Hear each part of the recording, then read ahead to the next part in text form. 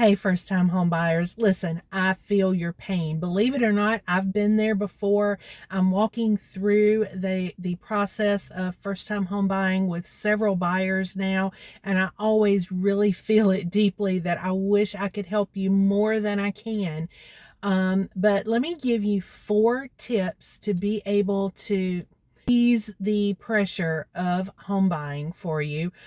Number 1, save your money. I'm not going to come for your avocado toast.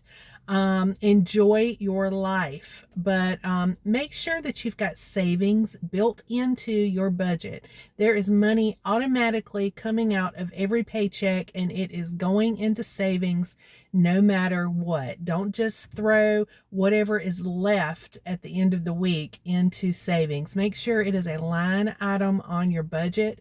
If you will go to Google and find an online bank, they usually have higher yield savings accounts there. And even if you're just throwing $20 in there, $20 is $20, and it's going to help you in the long run. Go ahead and put that money into a high yield savings account. Let it earn every dime of interest that you can possibly get, and don't touch it.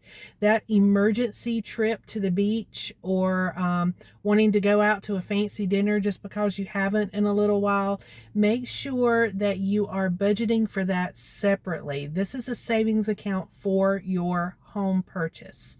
Number 2, work on your credit. Credit Karma and those other websites, maybe your banking app might give you your credit score. That's fine. You can kind of look at the trajectory of your credit score, but your mortgage lender is not going to be looking at your Credit Karma score. They're not going to be opening the banking app. They're going to be pulling all 3 credit bureau reports and looking at a specific score for mortgages.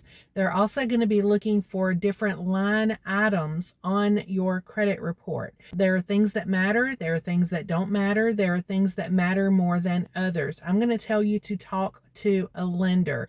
See what it is that you have to work on to get to that next tier of really good interest rates and a better deal on your mortgage.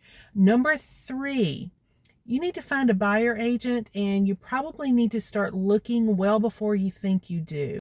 Real estate is local. All of the answers that I give to questions here are local to my market, to upstate South Carolina, to Northeast Georgia, and they may not be relevant to somebody who is in Minnesota or Nevada or Florida.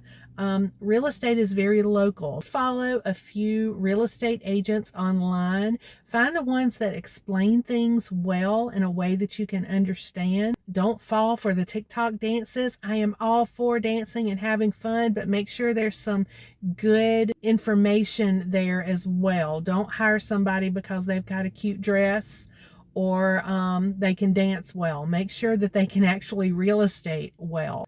Follow them, learn from them, ask questions, and when you are ready to start your house hunt, you will know who has helped you so far in the process and can take you to the finish line effectively. And number 4, national news and even your local news channel are going to be reporting on housing, the housing crisis, the housing crunch, interest rates, all these different things that go into making decisions for your house hunt. What they're telling you is not necessarily relevant. It kind of goes back to number 3, finding someone local to ask questions of. Don't panic over what you're seeing on the national or even the local news. Here in my market, we have a most popular news channel, and they go right outside their door and talk to a lender or a real estate agent or an attorney, and they talk to them about what's going on in the housing market. But if you drive 3 miles away from that television station, the housing market is different, and it changes abruptly when you cross certain lines with school districts, counties. There are just lots of different things that affect the housing market, and you need someone who is local to help you through the process. So don't panic over what you're seeing on CNN or Fox News or MSNBC or whatever news source you come across, because we've seen a lot of things that not only don't apply to us locally, but some things that are not even true.